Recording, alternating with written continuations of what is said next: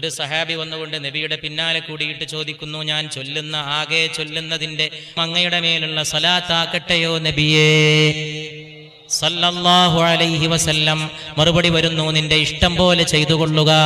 ആ സഹാബി പിന്നെയും പറയുന്നു, എങ്കിൽ ചൊല്ലുന്നതിന്റെ പകുതിയും സലാത്താക്കട്ടെയോ നബിയേ സല്ലല്ലാഹു അലൈഹി വസല്ലം. വീണ്ടും പറയുന്നു, നിന്റെ ഇഷ്ടം പോലെ പ്രവർത്തിച്ചു കൊള്ളുക. എന്ന് വെച്ചാൽ അത് മദീന് നബി പറഞ്ഞില്ല സല്ലല്ലാഹു അലൈഹി വസല്ലം.